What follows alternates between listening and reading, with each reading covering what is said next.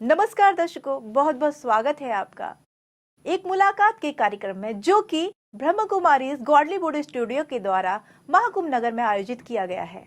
आज हमारे साथ एक ऐसे महान संत मौजूद हैं जो कि अयोध्या से आए हुए हैं। जी हाँ, श्री राम की जन्मस्थली से आए हुए हैं। और अब आप सोच रहे होंगे आखिरकार वो महान संत हैं कौन। तो अभी हम आपको बिना देरी करे और उन्हीं से मुलाकात कराते हैं। हमारे साथ मौजूद हैं पीठाधीश्वर महंत जन्मेजय शरण जी। बहुत बहुत स्वागत है आपका महाराज जी, जो आज आप यहाँ पर एक मुलाकात के कार्यक्रम में आए हैं। हम आपसे आग्रह करते हैं, आप हमें ये जो हमारे दर्शक आपको देख रहे हैं, तो अपने बारे में थोड़ा सा परिचय से साझा कीजिए। हम अयोध्या से हैं। रसिक उपासना की मूल आचार्य पीठ श्री जानकी घाट बड़ा स्थान जो श्री रामानंद संप्रदाय में रसिक उपासना है, उसकी मूल आचार्य गद्दी है, जिसके संस्थापक पूज्य श्री स्वामी रामचरण दास जी महाराज करुणा सिंधु जी। 156 वर्ष तक उनका जीवन काल रहा और श्री गोस्वामी तुलसीदास जी महाराज के बाद श्री रामचरितमानस की प्रथम टीका आदि टीकाकार हुए हो। ऐसे मूर्धन्य संत के श्री चरण की में हमको सेवा करने का, उस पीठ की सेवा करने का सौभाग्य प्राप्त हुआ है। उसी पीठ की एक शाखा यहाँ कैंप में लगी हुई है, अयोध्या श्री अयोध्या कैंप करके। और ये महाकुंभ है। महाकुंभ में पूरे विश्व के संत, महंत, धर्माचार्य और मठाधीश सभी यहाँ महामंडलेश्वर आए हैं। सबका संगम है। तीर्थराज प्रयाग का, गंगा यमुना सरस्वती का भी संगम है, संतों की वाणी का भी संगम है। ये महाकुंभ है। तो महाराज जी, हाँ, अच्छा, आप अयोध्या नगरी यानी कि श्री राम की पावन नगरी से आए हैं। तो हम आपसे ये और पूछ रहे हैं, जैसे ये महाकुंभ का यहाँ आयोजन किया जाता है, तो ये 12 साल बाद जैसे किया जाता है, तो क्या मतलब इसका पीछे क्या हो रहा है पौराणिक उद्देश्य? ये समुद्र मंथन में जो वो घट निकला जी, अमृत का कलश, वो अमृत का कलश पूरे भारत में 4 जगहों पर रखा गया।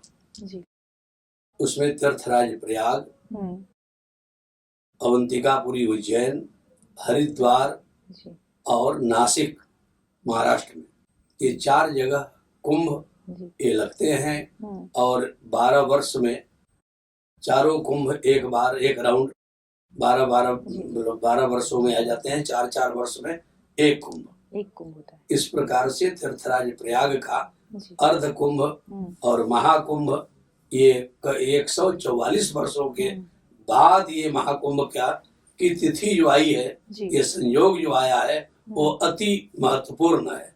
हर 4थे वर्ष कुंभ लगता है। एक जगह से दूसरी जगह तक हम लोग जाते हैं। चारों कुंभों में अपना कैंप लगता है। उसी प्रकार से यहाँ कैंप लगा।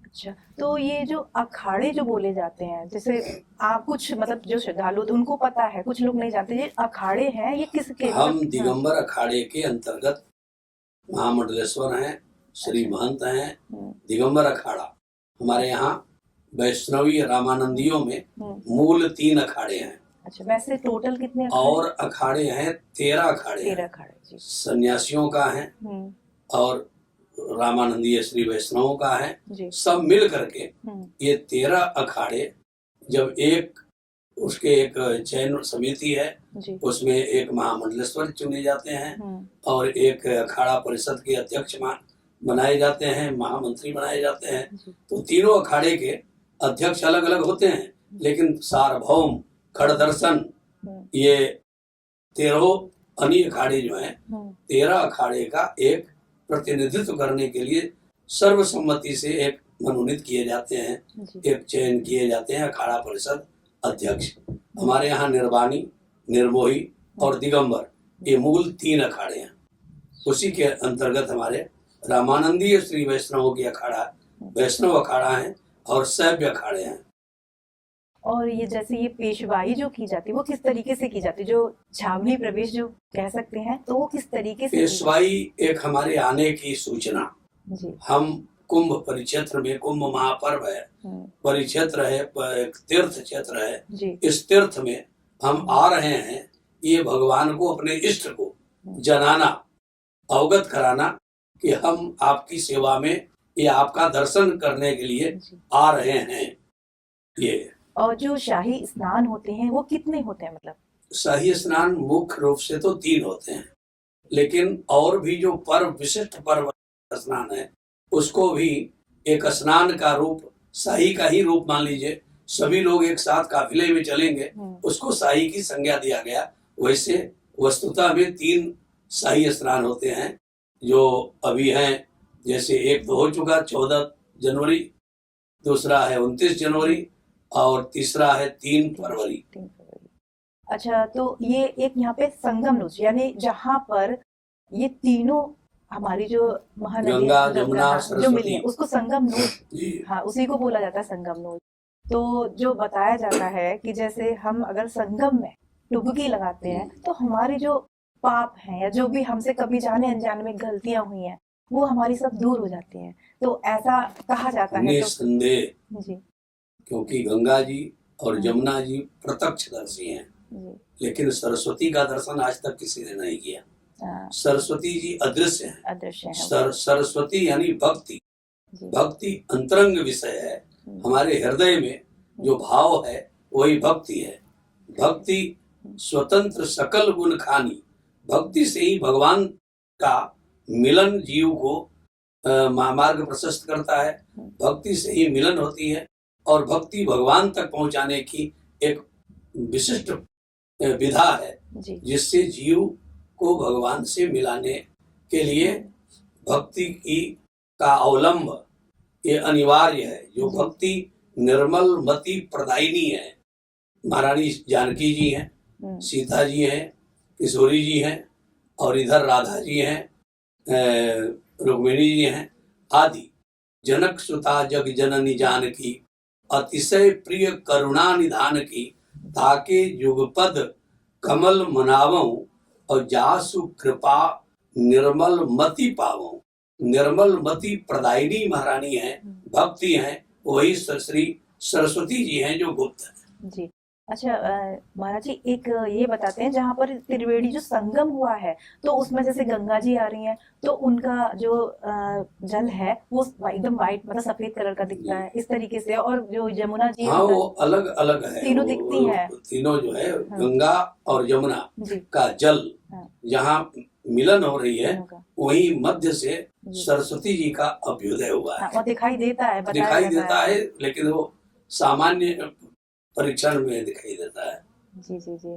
अच्छा, अब जिस तरीके से अभी ये हमारा डिजिटल महाकुंभ है, जैसे भरत लाल जी आए जी श्री राम जी से मिलने, तो उनको गंगा, जमुना और सरस्वती तीनों धार दिखाई दी। मतलब तीनों, जैसे राम जी, लक्ष्मण जी और श्री जानकी जी, ये तीनों के स्वरूप में गंगा, जमुना और सरस्वती का दर्शन हुआ और विह्वल हो गए। जी जी। तो ये मानस में गोस्वामी जी ने वर्णन किया है। हाँ, तो जिस तरीके से ये भव्य और दिव्य जो महाकुंभ कहा जा रहा है, तो वाकई में ऐसा प्रतीत हो रहा है, उसके लिए आप क्या कहेंगे? यहाँ कहने का विषय नहीं है, अनुभव करने का विषय है जी। यद्यपि ब्रह्म अखंड अनंता, अनुभव गम्य भजै यही संता। ये ठंडी है, गर्मी है, ये देखने वाली वस्तु नहीं है। हवा है, हमारे आपके बीच में भगवान भी हैं, हवा भी है, लेकिन हवा का रंग हम आप में से कोई भी नहीं बतला सकते। हवा का केवल अनुभव बतला सकते हैं। उसी प्रकार से एक शायर ने कहा, ताड़ने वाले कयामत तक नजर रखते हैं, रहते हैं जमी पे पर आसमां के खबर रखते हैं। जी, तो यद्यपि ब्रह्म अखंड अनंता, अनुभव गम्य भजै जय संता। वो ब्रह्म अनुभव का विषय है। ये ब्रह्म सत्ता का परिवेश दिखाई दे रहा है, जो तीर्थों में, धामों में ये समय पर इतने संतों को एक जगह एकत्रित हो जाना, ये अपने आप में अद्वितीय विधा है। ये पादि परंपरा है और इस परंपरा का पोषण हर प्रकार से शासन प्रशासन से हो रहा है और सब लोग परम शांति के साथ में अनुष्ठान, भजन, अर्चन जो कर रहे हैं, ये भगवान से मिलन की विधा है और मिलाने की विधा है। स्वयं मिलने की और मिलाने की विधा है। तो अभी जैसे महाराज जी, आध्यात्मिकता, हमारे जीवन में आध्यात्मिकता बहुत जरूरी है, क्योंकि आजकल का जो कलयुग वाला जो युग चल रहा है ना, इस टाइम जितने युवा हैं, जैसे अभी जो रह गए, जो नहीं जुड़ पा रहे हैं, तो उनके लिए आप क्या एक संदेश दें? देखिए, कलयुग के गोस्वामी जी ने एक लाइन में, एक परिधि में, एक सीमांकित कर दिया कि प्रकृति ने दो वस्तु का ही निर्माण आज तक किया है, तीसरी वस्तु का निर्माण आज तक हुआ ही नहीं है। प्रकृति में ब्रह्मा जी ने, ब्रह्मा बाबा ने दो ही वस्तु का निर्माण किया है, सुख दुख पाप पुण्य दिन राति, साधु असाधु, कुजाति सुजाति, दानव देव, ऊंच और नीचू। ये महाकुंभ, एक मुलाकात में ये स्पष्टीकरण कर दूं कि ये महाकुंभ में केवल मानव नहीं आए हैं, देव, धनुज, नर, किन्नर, श्रेणी, सादर मज्जई सकल त्रिवेणी। इसमें अवगाहन करने के लिए, मज्जन करने के लिए देवता भी आए हैं, राक्षस भी आए हैं, और सभी वर्ण और वर्ग के प्राणी आए हैं, इसलिए इसका विशेषण और अति उत्तम है। जी, अभी आपने ब्रह्मा बाबा बोला, तो अभी हम आपसे फिर ये पूछना चाहते हैं, जैसे जो ब्रह्मा कुमारीज हैं, इनकी भी पहल इसी तरीके से कि जो आध्यात्मिकता को सब पूरे विश्व में फैलाना, तो इनके लिए आपका क्या कहना है, किस तरीके का? ब्रह्मा कुमारीज संस्थान में मैं बेहिचक कहा करता हूँ कि आज कॉलेज, इंजीनियरिंग कॉलेज, विद्यालय, महाविद्यालय और तमाम साइंटिस्ट विद्यालयों का, प्रशिक्षण केंद्रों का तमाम बहुत लंबी लिस्ट है, लंबी कतारें। लेकिन यदि कोई विश्वविद्यालय ऐसा हो जो ईश्वर से जीव को मिला दे, वो केवल ईश्वरीय विश्वविद्यालय जो ब्रह्मा बाबा, ईश्वरीय प्रजापिता ब्रह्मा कुमारीज संस्थान के नेतृत्व में, संचालन में, व्यवस्था में, जो भी कह लीजिए पर्याय में, वो पूरे वर्ल्ड को एक सीख दे रही है कि आप शांति और सुख, सुखानुभूति, शांति की अनुभूति, परम विश्राम की अनुभूति, जन्म से राम राज्य की परिकल्पना तक, राम राज्य बैठे त्रय लोका, हर्षित भय गए सब शोका, बैर न कर काहू सन कोई, राम प्रताप विषमता कोई। जो गोस्वामी जी ने राम राज्य की परिकल्पना में वर्णन किया, व्याख्या किया, उसको परिभाषित करने के लिए केवल ईश्वरीय विश्वविद्यालय पूरे विश्व को एक नई दिशा देने के लिए प्रयासरत है, और इनका सफल प्रयास है कि आज एक जगह नहीं, एक देश नहीं, अपितु 140 देशों में ये परचम लहर रहा है ईश्वरीय विश्वविद्यालय का और ये धर्म ध्वजा का। इसका मतलब है 100 आज अपने अपने घर का संतुलन बनाने में लोग परेशान हैं। दो भाई हैं, पिता पुत्र हैं, पति पत्नी के बीच में संघर्ष, भाई भाई के बीच में संघर्ष, परिवार के बीच में संघर्ष हो रहा है।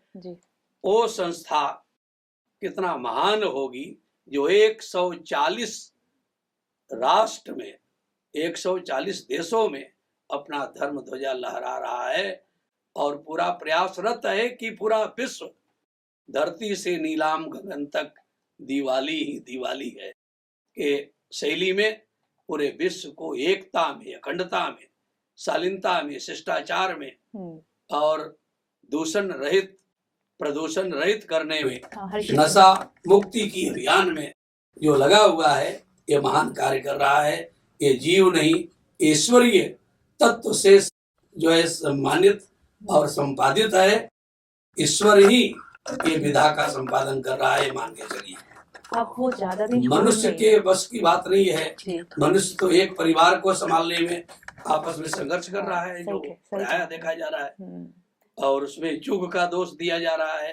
गोस्वामी तुलसीदास जी कहते हैं, सो परत्र दुख पावई, सिर धोनी धोनी पछताई, कालई कर्मई ईश्वर ही मिथ्या दोष लगाई। काल, कर्म और ईश्वर दोषारोपित करने योग्य नहीं है। हम अपना कर्म यदि गलत करेंगे, हमारा जो है कर्म यदि गलत होगा तो दुख मिलेगा, यदि हमारा कर्म सही रहेगा तो सुख मिलेगा। सुख और दुख का पर्याय यही है। और सुख और दुख कोई मार्केट में बिकने वाली वस्तु नहीं है। कर्मों के अनुसार हमारे जीवन में सुख आता है जी। और कर्म विचलित होने के बाद हम दुखी होते हैं और ईश्वर को, कर्म को दोष लगाते हैं, मिथ्या दोष। सबसे पहले मतलब हम सभी को अपने अंदर जो 5 विकार हैं उन पे हमें मतलब विजय प्राप्त करनी चाहिए, जो हमारे 5, क्योंकि उन्हीं की वजह से सारी जो समस्याएं आ रही हैं उन्हीं की वजह से। देखिए, जब श्री राम जी को वनवास हुआ सबसे दुखी सभी लोग, पूरी अयोध्यावासी दुखी हो गए। अवधपुर में शोकाकुल अवधवासी हो गए, जन जन कण कण पशु पक्षी भी दुखी हो गए, यहाँ तक कि वृक्षों की टहनियां भी कुंगला गई श्री राम जी के शोक में जी। उस समय लक्ष्मण जी बहुत अधीर हो गए। लक्ष्मण जी को अधिक वेदना हुई और ये विचार करने लगे कि हमको भगवान क्या आज्ञा देंगे, क्योंकि भगवान की आज्ञा सर्वोच्च है। प्रभु आज्ञा अपेल श्रुति गाई, वेदों में गाया गया भगवान की आज्ञा अकाट्य है, अखंडनीय है, अभेद्य है। तो लक्ष्मण जी विचार करने लगे, मोक का कहीं रघुनाथा रखी है भवन की लई है साथा। मुझे साथ ले चलेंगे या यहाँ रहने की आज्ञा देंगे। बहुत हिम्मत करके श्री राम जी से निवेदन किए, भगवान अभी आपकी आज्ञा हो तो मैं सेवा में चलूं। श्री राम जी ने कहा, लक्ष्मण पिताजी तो मेरे बन जाने की बात को सुनकर अस्वस्थ हो गए हैं, अचेत हो गए हैं। माता जी से आज्ञा ले आइए। मातृ देवो भव ईश्वरीय विश्वविद्यालय में महिलाओं का विशिष्ट योगदान है। प्रत्येक जीव की प्रथम गुरु माँ होती है। माँ के ऋण से जीव कभी ऋण नहीं हो सकता है। इसलिए शास्त्र, वेद, पुराण सभी कहते हैं मातृ देव भाव, माँ के ऋण से जीव कभी ऋण नहीं हो सकता है। लक्ष्मण जी जब निवेदन किए तो श्री राम जी ने कहा, माता जी से आज्ञा ले आइए। माँ के पास गए और माँ से निवेदन किए, माँ मुझे बन जाने के लिए सेवक बनकर श्री राम जी के साथ जाना है, इसलिए मुझे जाने की आज्ञा दिया जाए। माता जी ने कहा, बेटे जाना ही था तो यहाँ आने और जाने का व्यर्थ में समय क्यों गंवा दिया। माता जी से आज्ञा लेने का औचित समझ में आ रहा था तो जगत जननी जगत माता जानकी जी वहीं पर थी, उन्हीं से आज्ञा ले लिए होते। पिताजी से आज्ञा लेने का उचित समझ में आ रहा था तो जगत पिता श्री राम जी वहीं पर थे, उनसे आज्ञा ले लिए होते, उन्हीं से आज्ञा लेकर वहीं से चले गए होते। यहाँ आने जाने का समय व्यर्थ में क्यों गंवा दिया। संकुचित हो गए। माँ को प्रणाम करके नमन करके लक्ष्मण जी लौटने लगे। जब मुड़े तो माँ ने कहा, बेटे रुक जाओ, आए हो सेवक बनकर जाना है, इसलिए इन 5 वस्तुओं के बस में स्वप्न में भी मत होना। राग रोष ईर्षा मद मोह जनि सपने इनके बस हो। राग रोष ईर्षा मद मोह, इन 5 वस्तुओं के बस में स्वप्न में भी मत होना। तो स्वप्न हम लोग कब देखते हैं? जब सो जाते हैं। लक्ष्मण जी ने कहा, माँ तुम स्वप्न की बात कर रही हो, मैं संकल्प कर रहा हूं इन 5 वस्तुओं के बस में स्वप्न में न। स्वप्न की बात आपने कर दिया। सेवकाई धर्म का सम्यक प्रतिपादन करने हेतु, आपकी आज्ञा का अक्षरशः अनुपालन करने हेतु मैं संकल्प कर रहा हूं कि आज से मैं सोऊंगा ही नहीं। निद्रा का परित्याग कर दिया लखनलाल जी ने सेवकाई धर्म का सम्यक प्रतिपादन करने हेतु। इसलिए वनवास काल में कहीं लक्ष्मण जी की सोने की जिक्र गोस्वामी जी ने नहीं किया जी। ये सेवकाई धर्म था। सबते सेवक धर्म कठोरा गोस्वामी जी लिख रहे हैं। और सेवा सामान्य है, लेकिन सेवकाई धर्म सबसे कठोर धर्म है जी। तो महाराज जी, आप सभी को क्या संदेश देना चाहते हैं? हम संदेश ये दे रहे हैं कि इस संस्था से भी जुड़े, इस विचार से जुड़े। संस्था तो अपनी जगह पर है, लेकिन ये विचार कहीं रह करके जुड़ा जा सकता है, और पूरा विश्व इस वैचारिक सामंजस्यता के साथ में अपना धर्म ध्वजा को लहराए, और राम राज्य बैठे त्रैलोका, हर्षित भय गए सब शोका, बैर न कर काऊ सन कोई, राम प्रताप विषमता कोई। इससे जुड़कर और पूरे विश्व को ये विश्व शांति के साथ में, ओम शांति के साथ में धर्म ध्वजा लहराए, ऐसे मेरा संदेश है। और शिव बाबा, ब्रह्मा बाबा का पूरा इसमें जो है योगदान जो है, ये अद्वितीय योगदान है। इसके लिए जब तक सूर्य और चंद्रमा का प्रकाश धरा को अवलोकित करता रहेगा, तब तक ये परचम लहरता रहेगा, ऐसा मेरा मानना है जी। मैं रसिक पीठाधीश्वर मान जन्मेजय शरण आपके चैनल के माध्यम से पूरे विश्व को संदेश देना चाहता हूँ कि इससे जुड़कर और अपना जीवन को धन्य बनाएं। तो इसका मतलब जल्दी ही आने वाला है स्वर्णिम युग, युग आने वाला है। राम राज्य वो ज्यादा दूर नहीं है, ज्यादा दूर नहीं है जी। बहुत बहुत धन्यवाद महाराज जी आपका, जो आपने अपना कीमती समय जो यहाँ आकर हमें दिया। तो आपने देखा अभी जो महाराज जी ने हमें इतना कुछ बताया महाकुंभ के बारे में, वाकई में बहुत अच्छा लगा। और उन्होंने इतने अच्छे से बताया कि महाकुंभ जो इस टाइम जो अभी लगा हुआ है महाकुंभ नगर में, वाकई में बहुत ही दिव्य और भव्य डिजिटल महाकुंभ है। और उन्होंने ये भी बताया कि जो महाकुंभ लगता है वो 4 जगह लगता है, और 13 अखाड़े जो कि कहाँ दूर दूर से यहाँ पे 13 अखाड़े आए हुए हैं, और सभी ने अपने अपने यहाँ पर जो कैंप लगाए हुए हैं। और बाकी का जो एक परिकल्पना की जा रही है कि राम राज्य और स्वर्णिम युग जो आने वाला है वो अब ज़्यादा दूर नहीं है। बहुत अच्छा लगा जिस तरीके से इन्होंने अपने विचार रखे, इन्होंने समझाया, इन्होंने बताया कि जो महाकुंभ का जो आयोजन किया गया है वाकई में बहुत ही दिव्य और भव्य है। तो आज के लिए मुझे दीजिए इजाज़त, अब मिलते हैं हम नए मेहमान के साथ अगले एपिसोड में। ओम शांति।